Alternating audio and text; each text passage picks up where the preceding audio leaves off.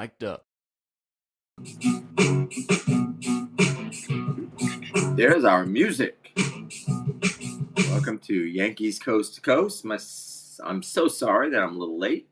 I forgot. Are you pregnant? What do you mean you're late? Yes, I'm late. You know, it's going to be a joyous moment in our lives ahead of us. Anyway, Michael, how are you? I'm okay. Played golf today. Playing golf again tomorrow. So it's a rough life here. Nice. I love it. Can you come a little higher up into the chair, or are you like, is there anything you... I was doing my inner Kramer. There it is. At least he was alive. That was great. So I do like the fact he's been texting us all week with things that we said in our show last week. Goes to show he's spending a lot of time listening. Good friend. Well, it's true that pretty much everything we say. I'm gonna go on a limb here and say that we are the best pound for pound content in the entire Yankee sphere. I maybe we're being a little bit grandiose, but I don't think so. I think that we are ahead of everybody probably by 5 or 10 years. Well, we've been saying a lot of the same stuff, but what's really interesting this year is the stuff that we're saying.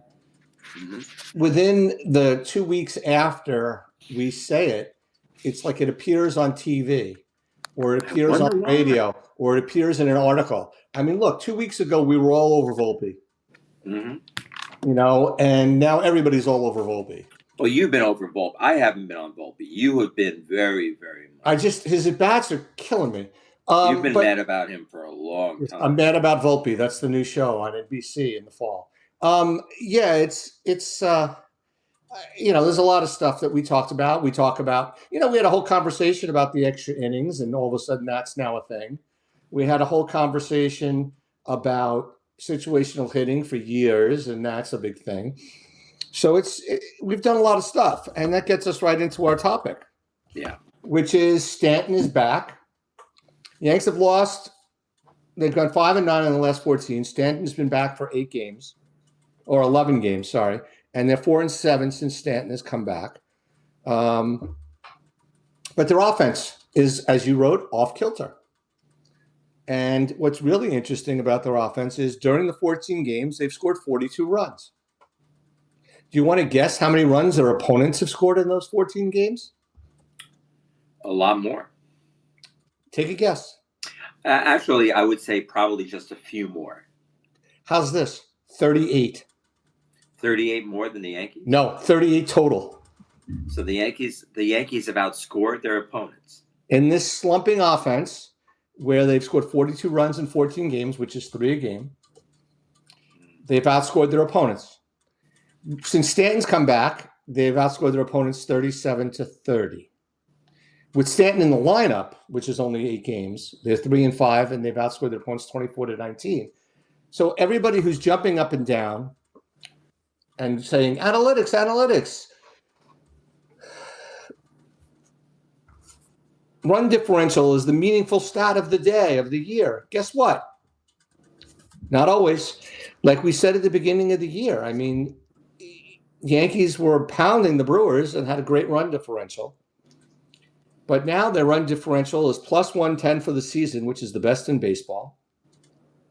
But if you look at the last 14 games, mm-hmm. the Yankees have scored 4 or more 5 times. And they've won 5 games. Yeah. So they're scoring. When they score, they win. Because their team is only allowing, and this is earned and unearned, 2.71 runs per game for the last 14 games. Pretty impressive. During this 14-game stretch, they've scored 7 twice, 9 once, and 4 twice. Mm-hmm. Which makes up 31 of their 42 runs were scored in 5 games. It's unbelievable. And, you know, run differential is not the winner. But I think that run differential makes you feel good. It's a feel-good stat. I don't feel good. Do you feel good? I don't feel good. No, but that's what I mean. For people who don't look behind it, it feels good. It's a very superficial stat because it doesn't necessarily mean – it means a team kicks somebody's keister one night and then loses by 1 run the next night. A loss is a loss, a win is a win. It doesn't matter by how. That's the point. All you need. Someone said it the other night in the game. I think it was Paul O'Neill. He said all you need is to win by one. You only need one run to win. That's all that matters. It doesn't matter how many you win by, as long as you win. So whenever somebody says, "Oh, the Yankees aren't hitting enough," and they win a game, so what? They win. It doesn't matter. You and I look at it a little differently, though. Like our look at the game is, we look at that stat and we see the flaw in it. We also see the flaw in the team. While a lot of folks see a record that's pretty good, not really great, but good, we see problems because you and I don't care necessarily about how many wins the Yankees have at the end of the season. We care about who's going to win the World Series. We want to see them go to the next level. The Yankees could win. If the Yankees could win 90 games and get to the playoffs and then win the World Series, I'd be the happiest guy on the planet. Hey, right now they are the seventh best team in baseball record-wise and on a pace to win 93 games. Yeah. And what's the problem with that, in your opinion? The problem with that is there's nothing that's wrong with that. It's just the way that they're getting there. I don't agree. I think you're not looking at you're not answering the question. I don't. What's wrong? What's wrong with it? What's wrong with it? What's wrong with their record? What's wrong with it? First of all, all right, I'll answer the question like you do. You love to answer your own questions. Here it is. First, they should win more. Well, yeah, they should. They should win more. They lose a lot of games because of stupid decisions, bad management, bad planning, bad strategy, and then guys that aren't in the game. Heads aren't where they need to be. They make mistakes and they blow games. I mean, I'm sure that's league-wide problem. It's the game now. The game is a fraction of the talent. Well, the other half of the problem with the Yankees is when you get 2.71 runs per game allowed, and you're going 5-9. That's not good. Yeah. Because there's going to be a point during the season where they're allowing, during a 14-game span, 5 runs a game. Because that's right. They're blowing the opportunity. They're blowing. This is the opportunity lost during this streak, and I think that's what you were getting at, is opportunity is lost. Opportunity is lost, and my problem is that so I have 2 problems. They should be better with basic tweaks and a basic understanding of how baseball is played. They probably win more games. An understanding of how baseball is played. So a couple of things you should know. Mm-hmm. The Tigers and the Dodgers are on 107 win pace, which would be 14 games better than the Yankees. And how about my Tigers? Go Tigers. I still think the Tigers have the second best run differential at plus 94, and the Dodgers are plus 89. Mm-hmm. The Yankees are at 110. The Yankees are 16 runs better. The other thing is, you keep quoting that stat. It's a terrible stat. Like it a lot more. I hate that stat. I hate it. That's why you've been talking about it for 10 years. As a stupid stat. It's a stupid stat. I hate that stat. So the stats that I don't mind that are interesting is the Yankees have the 4th best record in baseball when they play teams that are above 500 at 27 and 23. The only teams that are better are Houston, Tampa, and the Mets. And the Mets are only better because they've played less games. But Houston's 29 and 21, Tampa's 25 and 16, and Mets are 23 and 18. That's a good thing. The Yankees are playing well against the better teams. They're also 22 and 18 on the road, which is the 4th best record of road teams. That's not bad. Those are good things, Martha. So do you want to hear some other fun and exciting stats from the last 14 games? Just a couple of them. Let's not talk too statty tonight. Go ahead. You ready? Go ahead. Quick. For the season, the Yankees have a strikeout rate of 21.9%. Down. For the season. For the last 14 games, they were 26.4%. Their walk rate for the season is 8.5, and it's only 8.3, which is about the same, but it's league average. The Yankees' walk rate is 10.1 for the season. League average is 8.5. They were at 8.3. It's amazing to me that in 518 plate appearances, the Yankees have 137 strikeouts and 43 walks. And what's even more amazing is in these 14 games, there's been 9 pitchers who are averaging 7.5 strikeouts per 9 innings or less. Against the Yankees, they averaged over a strikeout an inning, which is over 9 per 9. Again, no basic understanding of how the game is played. These guys have no variance in their swing with 2 strikes. And that's the problem. They go up with the same attitude every time. Launch angle, launch angle, launch angle. Get down below it, get underneath the ball, and drop your shoulder and drop your knee and go for the broke. All right. It's not going to win for them. So It's two terrible. two more baby stats. You ready? Or three, sorry. What do you think the Yankees' batting average is with runners in scoring position during this stretch? It's probably under 50.50. It's 22 for 109, so they're 202. Wow, that's better than I thought. And during the 14-game streak, they've left 105 runners on base, but with 2 outs and runners in scoring position, they've left 53 runners on base, meaning there's 53 guys on either second or third or both over 14 games that the Yankees have left out there because of various reasons. One is they were left on second because the first guy couldn't move the guy over to third base, like we saw not only in extra innings, but in everything like that.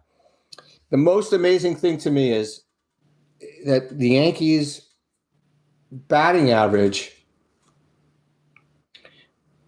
the Yankees are leaving guys on base left, right, in the middle. I mean, runners in scoring position, they are 22 for 109, but one game they went 1 for 18. Yesterday, in the win, 7-1. 4 for 22 with runners in scoring position. Even when What's they win, amazing is how many guys they had in scoring position. 22. I mean, 22 at bats. 22 at bats with guys in scoring position. I mean that's incredible, and they're that bad. That's under 200, and yet they won the game. Like, what are they doing? What is going on that's allowing that to happen? What's even better, in the Angels game where they lost 1-0, they went 1 for 18 with runners in scoring position. I mean, it's colossally bad. That's the no contact at bats. But that's it. That's why this whole thing, and I wonder if there's ever going to be a resolution, a reworking of this mindset. That as long as they walk a lot and as long as they hit a lot of home runs, it's okay that they strike out so much. Because what people aren't getting, and this is why, it's fundamentally ruining the game. Because it's not fun anymore. No. You lose so much of the joy when you don't have guys moving. When you don't have guys moving on base, moving runners. When you don't see it, it's this. And again, I know I'm 62 years old or almost. I don't like. I hate that whole not on my lawn stuff. I don't want to be that guy. But someone has to start looking at this game and seeing that this is not good. It isn't helping. Now, if you like a lot of strikeouts, then it's great. It's great when you have a strikeout team, when you have a great bullpen that throws 106, and you've got all these starters that can throw a lot of strikeouts, strike out 10 to 12 per game. That's great. It's great for them, but it's boring as hell. It's not that interesting. Yep. So you have two things happening. If you have a team that strikes a lot of guys out, it's boring. After a while, you'd like your players to catch a couple balls. Well, it's not boring. I don't care if the players catch balls. It's not boring. What makes it boring is the fact that the Yankees aren't doing anything. I don't mind the Yankee pitchers striking everybody out. Well, of course you do. But what about we always think it's funny. Isn't it interesting that when the Yankees have a game where Free throws like throws 15 strikeouts, he hasn't done that, but let's just say he does 10 to 12 strikeouts in a game, and it's an absolute amazing game. It's Fried's game. When the Yankees strike out 15 or 12 to 15 times, it's never about the great guy on the other side. It's always Yankees suck. Well, what's funny is when the Yankees face the good pitchers, the Skubals and the what's the guy's name? Crochet, they didn't average a strikeout an inning against the Yankees. That's what was amazing to me is the two guys that are strikeout pitchers, Crochet and a couple of the other guys that they faced. Yeah. Those guys did not strike out a guy an inning against the Yankees. It was Why do you think that? Why is it? Because the puss throwers, the Yankees swing. It goes back to what you said. The Yankees swings are not adjusted for anything. And when you get Kyle Hendricks up there striking out 10, 12 guys. Look at yesterday. Brady Singer had 11 and 12 strikeouts or 9 strikeouts in 3 innings. It was amazing. The guy can't break a pane of glass and he's striking out the Yankees left and right. And the problem with that is your lineup is made up of all guys with the same swing. And that goes down to the fact that you got guys like DJ and Volpe, and to a lesser extent, but still to that extent, Dominguez, who should be contact guys who have OPS pluses that are terrible. Wells' OPS plus is terrible. Oh, Their on base percentages. Wells' on base percentage is 278.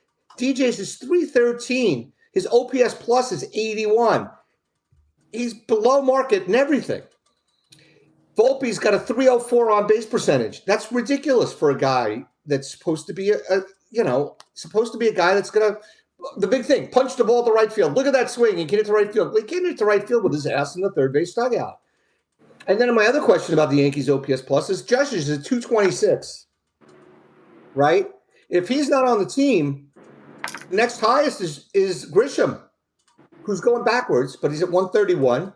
Jazz is at 124. I mean, there's nobody that's that outstanding. I'd rather have a bunch of guys who are at 140 or even 120 than have Wells and DJ and Volpe. Dominguez, I'm giving him a break because most of his problems are right-handed, and he's getting a little bit better.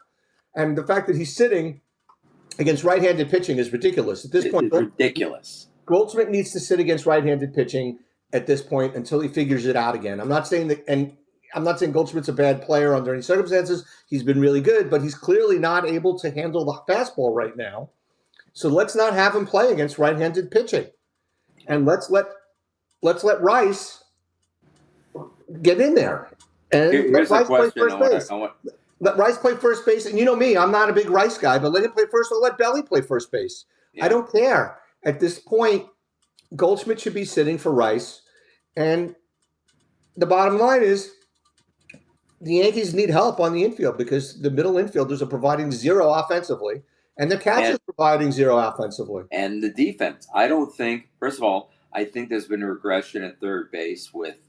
What's going on this week with Jazz? He's having a lot of problems. Yeah, all of a sudden and it's before he had his temper tantrum, but all of a sudden his throws are all wonky. He's having a problem. So I don't know if he's still hurt or whatever, but he's not looking great. I'd like to get him back to second base. Let's find a third base. I mean, he's hitting 40 since he came back. That's not the hitting. The hitting is fine. He's been great since he came back, but it's been great. And as long as he keeps himself controlled. Again, when he starts swinging for the fences, he hasn't been swinging for the fences, so that's fine. And then of course Stanton. Stanton's got a 30% strikeout rate right now. All right, so Stanton. Not only does Stanton have a 30% strikeout rate, but it's how he strikes out. He misses these pitches by 3 feet. I don't understand. They're never in the strike zone. Never in the strike zone. I would never throw a pitch in the strike zone to that guy. I don't know. I would never. If I had hit 2 strikes on him, if I got lucky enough to let him foul, because he always misses one that he should hit. But if he hits one, if he misses one and you have him on 2, I would never throw the ball in the air. I would throw him a big old ugly hook every single time. Listen, he swings at pitches that guys in our old fat man league swing at that they have no business swinging at, but they're in the old fat man league. So you can't do anything about it. But not the greatest league in the world. So you really got to wonder what's going on. But I have to tell you, it bothers me. This is what worried me. I'm tired of hearing we've got good problems.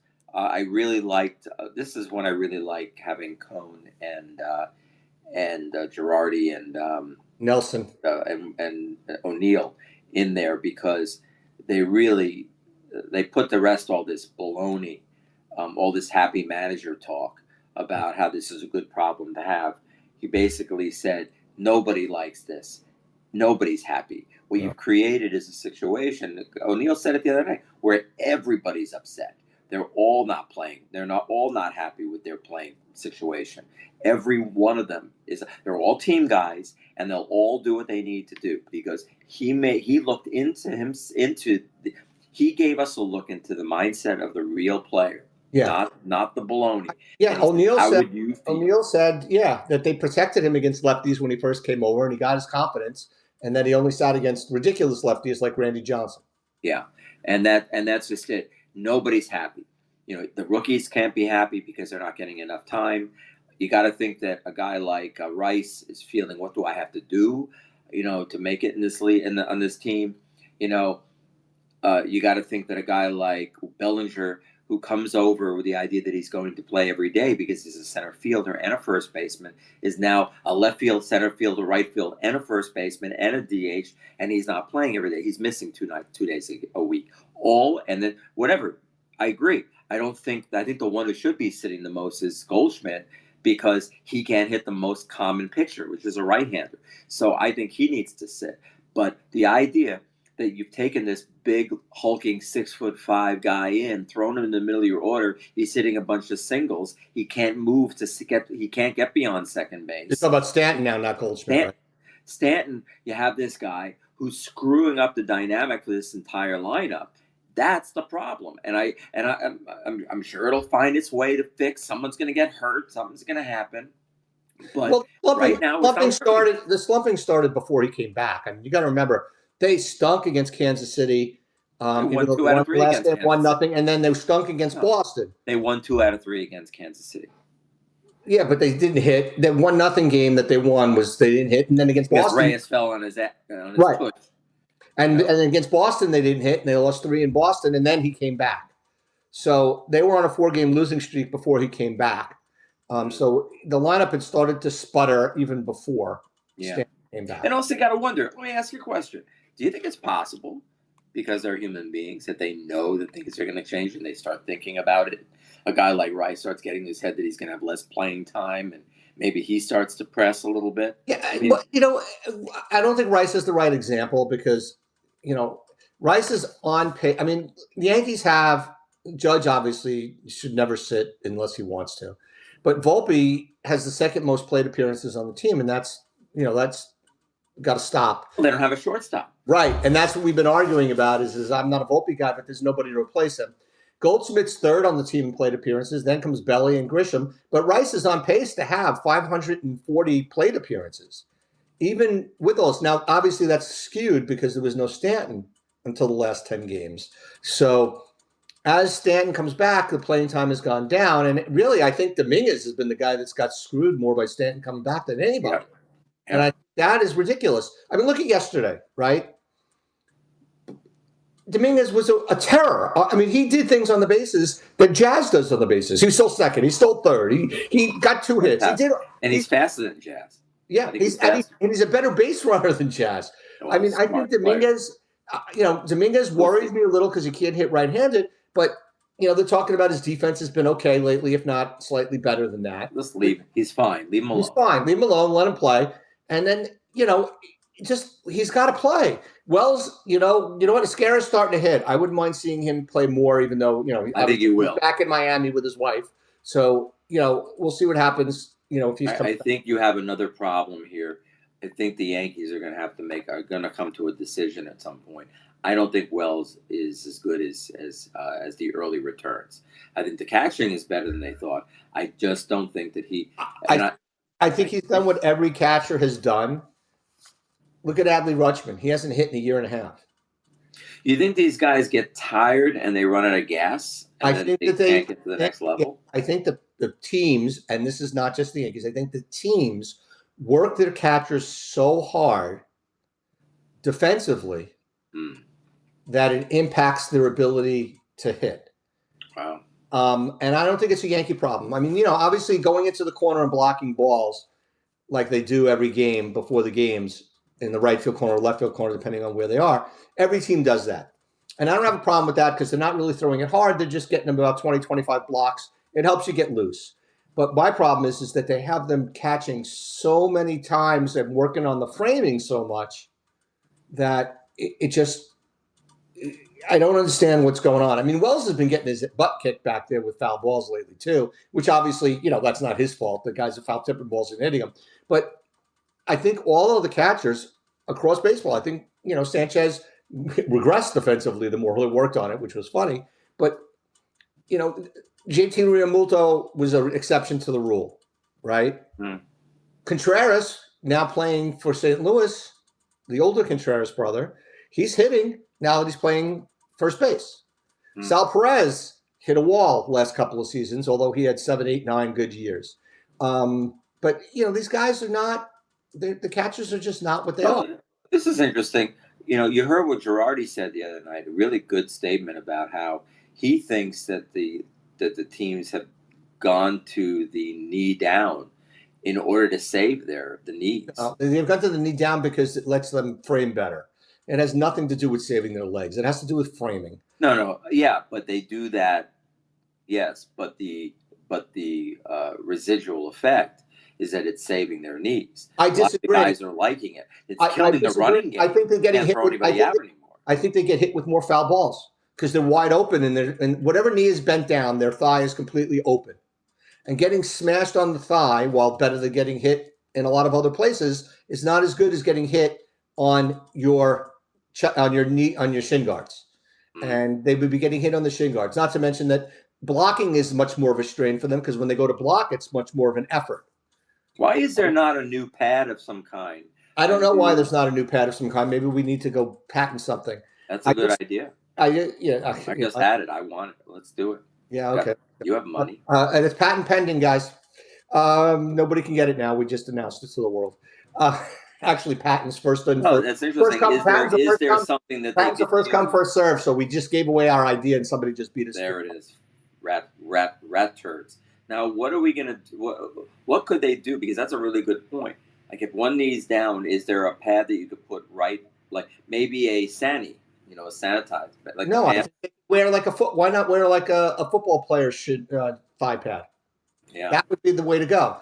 A football player's thigh pad, or the hockey players' shorts that they wear, their pants that they wear have some padding, but they don't have much padding there either. But I think a football player, or even like a soccer player shin guard, which is like a football player thigh guard, would be the right way to go. And you create the pants for the catchers are more like football pants than they are like baseball pants. Except for Carlos Santana, because his pants only go mid thigh because he plays in shorts. I hate that. But one thing I wanted to say though, you made a point about all the framing. What does framing do? How does that affect hitting? Because you got to think they work on the strength of their hands more so now than they ever did before. I think that's a good point. I think that's the other impact. Is it hurting their hands? It has an impact on your hitting. I think, I would really, they're talking about next year going to the challenge system. I want the full robo ump. Why go half the tap? You can't. Why be a little bit pregnant? Just have the freaking baby already. They don't want to. They don't want to get rid of all these umpires. You can't get rid of. Can't get rid of the umpire. You need the umpire there. 1 for out and safe, 2 for fair and foul, and 3 for when the system breaks because you see the pitch count breaking every freaking time. Yeah. But you're always going to have an umpire back there. I also think that the fact that they said that the inner chest protector is more protective than the balloon, I think that's the most asinine thing ever. The balloon covered them so much better. The umpires, not to mention the umpires were above the catcher's heads, and if the umpire has a balloon, if he stays behind home plate, he's completely covered. Whereas if he can't stay behind home plate because he's got to go behind the catcher because the catcher's blocking for him. I love that you called it the balloon. It is a balloon. That's what it's called. But have you ever played a game with an umpire who had a balloon? Yes. Bert wears them all the time in our league. He wore them when we were in Monterey. We had a guy. That's where I was trying to remember where. And I remember that big old thing. It was great. And what the best was is when I used to umpire Little League games when my kids were little and, I did my volunteering, I would use the balloon and the kids loved it. The kids loved it. They would throw baseball. I would go before games, when you're playing with the 9 and 10-year-olds, I would say, throw the ball off of my balloon. And they would throw the ball off the balloon and they thought it was the greatest thing ever. You don't get hit in the arms. You don't get hit in the chest. You don't get hit in the throat. It's the best thing ever. I just don't. I think it was a stupid mistake to go to that. It looks better. I think it's more about the look. They like the look of. But they can put a big advertisement on the balloon. An action comic. No, they can put a big advertisement on the balloon now. Make it like a NASCAR balloon. I'm sure that would happen. That would happen. You could put on the Yankees could put what is that ridiculous company that they have all over there? Our insurance. Yeah. So I like the fact that the Cincinnati Reds have Kroger's, and then Kroger's announced yesterday that they're closing so many stores across the country. And then the umpires had, what was the guy? The cryptocurrency criminal guy. They had his company on. Their umpires had his company on. Oh, nice. And now the umpires have nothing because they had And then, of course, the worst of all was Enron Field. That was one of the great Oh, that was great. all time. But all right, my friend, I'm gonna go enjoy dinner with my wife and watch the bear. She's waiting for me. 9:30. What kind of thing? You're gonna get sick eating dinner at 9:30. Well, I'm 100 years old. What? Who cares anymore? All right, my friend. Be well. I guess we'll be posting this because I doubt we have anybody. We haven't had a message in about a month. We were at almost 100 again on YouTube. Well, So, you know who listens to us loyally now is Mr. Let's call out our friend Michael Sherman, shortstop for the Riverdale Yankees. Very, very nice gentleman. Always says good things about us. Very, very loves our show. he's always got nice things to say about anybody because he's not like us. He's one of those guys. He's just a really positive, good guy. Everyone likes him. I've never met anyone who doesn't like Michael. He's like one of those guys. I met lots of people who don't like us. Oh, jeez, are you kidding? I could think 100. There's more like us than like thousands. But Michael Sherman is one of the sweet people there is. Guys were at the ballpark the other day. They all were over hitting Yankee Stadium. Yeah, they got their 10 swings for $300. Got their 10 swings for $300. Very nice. And then don't forget the guests that paid $1,000 for their 10 swings. 13. I think it's 1,300. Oh, jeez. 1,200 or something. I think it was higher than that. But apparently a lot of people came. So there's a lot of money. A lot of people are flush. They're not buying real estate. But every other team has an on-field event that doesn't cost the campers anything. And bottom line, I will let you know, Ace Fantasy Camp, which was going like gangbusters and recently added an extra week, Dave Stewart, who was running it, seems to have put his attention to buying a baseball team. So the Ace Camp might not be happening. So is he buying the A's? Is that going to happen? Nobody's buying the A's. How about the Rays? Maybe the Rays. The Rays. The guy that's buying the Rays is a local. Good for them. Yeah. So he's going to stay. They're keeping him there. Wow. How's he going to get a stadium? Well, he's a Jacksonville guy, so he's quasi-local. And did they ever get that stadium completed? Or not built, but I mean, did they have it the plan? What, the A's? No, the ones in Florida. The Rays signed got an extra year on their lease, and they're fixing the roof. Got it. Oh, okay. Well, that sounds wonderful. They have a lease that goes, 20, 25 years, whatever it is. And the A's finally broke ground in Vegas this week. Mazel. Are you going to move there? I told you should go. No taxes. You're going to love it. There's plenty of taxes. Hey, listen, the property taxes there would kill me. That's right. Property taxes are the problem. But your income tax, who cares? It all comes out in the wash. How's your income tax these days? Well, my income tax is, a little bit less than yours because you got city, state, and federal. Local. I got federal, city, local, state, neighborhood. I get taxed when I walk down the street. Yeah, but here, I've been in the same house since 1994, so property taxes here are based on the value of your home, which can only go up about 1% a year. So my house is worth about 6 or 7 times what the property tax basis is. Ah, I got it. And good California living, though, man. Come on, you have it made. You love it. Yes, we're going to have a first summer day tomorrow. It's going to be 85. Oh no. Yeah, and we're thinking, we're working on our next plan too. So everyone's working on that. And may I recommend for mayor? May I recommend North Carolina? What? North Carolina. Nice. I like North Carolina. North Carolina is nice. You know what would really be nice? Vancouver. Here, Vancouver. Oh, I've been to Vancouver. Vancouver's a great city. It's hard to live, but they don't take old people like us because we have nothing of value to offer. That's the problem. Right? Give them the money. Don't take your money. All right, my friend. We'll talk to you later. Be well. Good luck. Good luck in prison.